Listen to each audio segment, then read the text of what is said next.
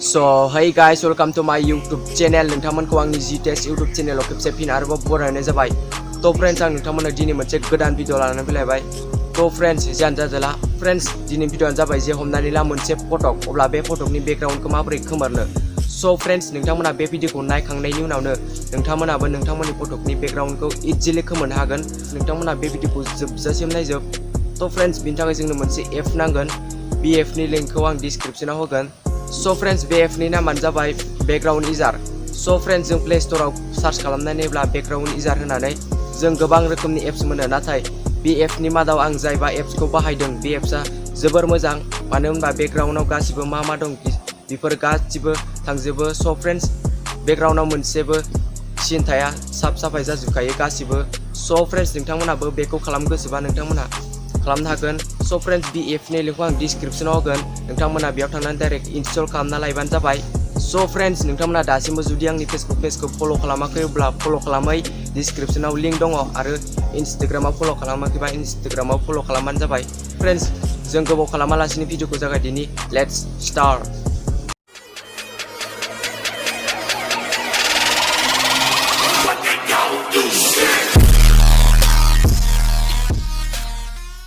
सो friends alright guys, आं गिबियावनो मबाइलनि स्क्रिनाव फैबाय। सो फ्रेंड्स नोंथांमोना बे एप्सखौ इनस्टल खालामना ला, आं डिस्क्रिप्शनाव लिंक होगोन। सो फ्रेंड्स जों बिदिबा गिबियावनो एप्सखौ ओपन खालामग्रोनोसै। ओपन खालामखांनायनि उनाव नोंथांमोनाव बिदि इन्टारफेस नुजाफैगोन। अब्ला नोंथांमोना नैबे गाहायाव मोनसे अपसन नुदों ल'ड एप फटक। अब्ला जों बेयाव क्लिक खालामसै।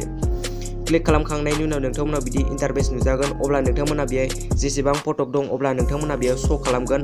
अब्ला नोंथांमोना बेहाय जायखिजाया मोनसे फटक लादो। आं नैबेखौ लानोसै। फटकआव क्लिक खालामखांनायनि उनाव नोंथांमोनाव बिदि नुजाफैगोन। अब्ला नोंथांमोना बे फटकखौ क्रपबो खालामनो हागोन आरो खालामाबा बेखौ दोननो हागोन। सो फ्रेंड्स बिनि उनाव नोंथांमोना बै साइडआव मोनसे अपसन नुदों डान। अब्ला जों बेयाव क्लिक खालामदो। सो फ्रेंड्स क्लिक खालामखांनायनि उनाव नोंथांमोनाव बिदि इन्टारफेस नुजाफैगोन। अब्ला नोंथांमोना बै गाहायाव मोनसे अपसन नुदों नैबेहाय नोंथांमोना बेखौ गिदिर फिसा खालामनानैबाबो बेकग्राउन्डखौ मोजाङैनो खोमोरनो हागोन। सो फ्रेंड्स आं बेखौ गिबियावनो खोमोरग्रोना लागोनसै। थ' फ्रेंड्स आं बे एप्सनि लिंकखौ आं डिस्क्रिप्शनाव होगोन। नोंथांमोना बेयाव थांनानै डाइरेक्ट इनस्टल खालामना लायबानो जाबाय। थ' फ्रेंड्स आं बेखौ गिबियावनो खोमोरग्रोना लाग्रोनि। सो फ्रेंड्स आं भिडिअखौ एसे स्पिड खालामना होनि, मानो होनब्ला थाब जानायनि।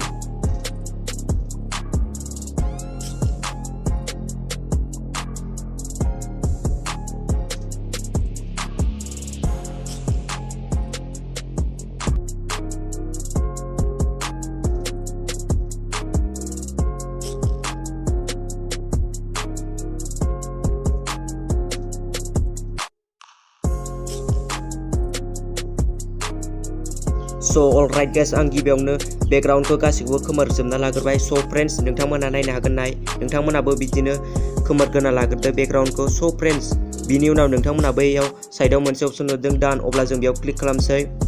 क्लिक खालामखांनायनि उनाव नोंथांमोनाव बिदि इन्टारफेस नुजागोन। अब्ला नोंथांमोना नैबे गाहायाव मोनसे अपसन नुदों स्मुथ। अब्ला नोंथांमोना बेहाय नैयाव 1 2 3 4 5। सो फ्रेंड्स अब्ला नोंथांमोना मायाव होनो अब्ला होना लादो। सो फ्रेंड्स आं 5आव होबाय। सो फ्रेंड्स नोंथांमोना नायनो हागोन नाय बेकग्राउन्डआव मा दं बेयो गासिबो खारजोब्बाय। सो फ्रेंड्स नोंथांमोना नायनो हागोन गासिबो बेकग्राउन्डआव मा दंमोन बेफोर गासिबो साफायै जाजोब्बाय।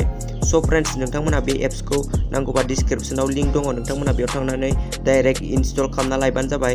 सो फ्रेंड्स बिनि उनाव नोंथांमोना बैयाव मोनसे अपसन नुदों गोजौआव सेभ। अब्ला जों बेयाव क्लिक खालामसै। क्लिक खालामखांनायनि उनाव नोंथांमोनाव बिदि नुजागोन। अब्ला नोंथांमोना बेहाय मोनसे अपसन नुबावदों आरोबाव फिनिश। अब्ला जों बेयाव क्लिक खालामदों। अब्ला नोंथांमोननि फटकआ गेलारियाव सेभ थासिगोन। सो फ्रेंड्स दिनैनि भिडिअ बेखिनियानोसै। नोंथांमोना भिडिअखौ नायनानै एसेबाबो मोजां मोनबायब्ला गिबियावनो लाइक खालामदो आरो लोगोसे नोंथांमोना नोंथांमोननि लोगोफोरनो शेयार खालामना हो आरो लोगोसे नोंथांमोना कमेन्ट बक्सआव खिन्थाहर आं मानि बागै भिडिअ बानायनांगौ। आं हानायमानि नोंथांमोननो भिडिअ बानायना होगोन। सो फ्रेंड्स नोंथांमोना दासिमबो जुदि इउटुब चेनेलखौ साबस्क्राइब खालामाखै अब्ला साबस्क्राइब खालामना हो।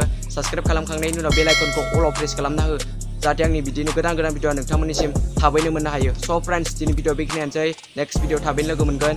बाय बाय लोगोफोर।